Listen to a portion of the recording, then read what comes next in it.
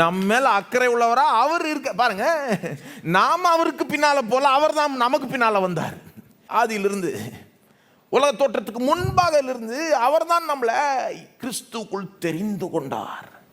நான் கேட்கிறேன், உங்களுடைய நிச்சயம் நீங்க அவரை தெரிந்து கொண்டீங்கன்ற அடிப்படையில் இருக்கா, அதை சார்ந்து இருக்குதா, அல்லது அவர் உங்களை தெரிந்து கொண்டார்ன்ற அந்த அஸ்திபாரத்தின் மேலே சார்ந்து இருக்காங்க?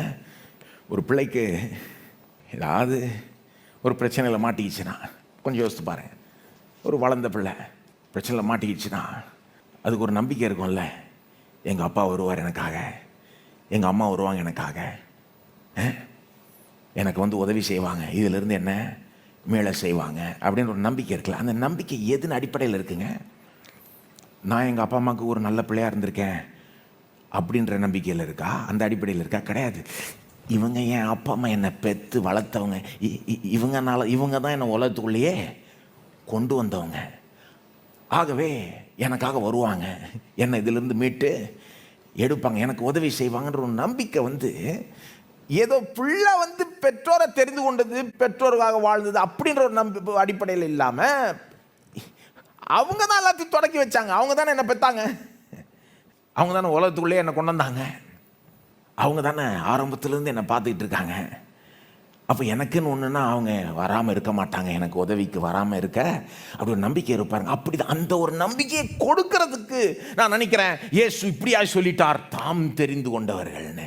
என்ன சொல்கிறாரு? இப்போ உன்னை தொடக்கி வச்சதே நான் தான், உன்னை பிறக்க வச்சது மட்டும் இல்லை, நீ பிறக்கிறதுக்கு முன்னால் உன்னை தெரிந்து கொண்டதே நான் தான், உன்னை மார்க் பண்ணினது நான் தான், உலக தோற்றத்துக்கு முன்பாக உன்னை ரட்சிப்புக்கென்று நான் தெரிந்து கொண்டேன்னு. இந்த மாதிரி வசனங்கள்லாம் இருக்குது பாருங்க, நீங்கள் பார்த்துருக்கீங்களான்னு தெரியல. 2 தெசலோனிக்கேயர் 2:13 சொல்லப்பட்டிருக்கு, ரட்சிப்படையும்படி ஆதி முதல் தேவன் உங்களை தெரிந்து கொண்டபடினாலே. என்ன மாதிரி வார்த்தைகள்! ரட்சிப்படையும்படி ஆதி முதல் தேவன் உங்களை தெரிந்து கொண்டபடினாலே. ஆதி முதல் தேவன் உங்களை தெரிந்து கொண்டுட்டாரா? நீங்கள் என்னங்க 20 வருஷம் முன்னால் தெரிந்து கொண்டிருப்பீங்க அவரை? என்ன மிஞ்சி போனால் 40-50 வருஷம் முன்னால் தெரிஞ்சு கொண்டீங்களா? அது பெருசாக நினைப்போம் நாம. 50 வருஷமாக கிறிஸ்தவனாக இருக்கிறேன். உலக தோற்றத்துக்கு முன்பாகவே அவர் உங்களை தெரிந்து கொண்டு விட்டார், அன்பை உங்கள் மேலே செட் பண்ணி விட்டார்,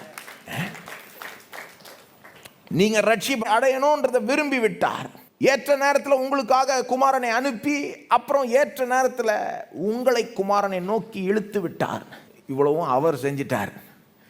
நம்முடைய நிச்சயம் எதன் அடிப்படையில் இருக்குது? அவர் நம்மளை தெரிந்து கொண்டார். நம்ம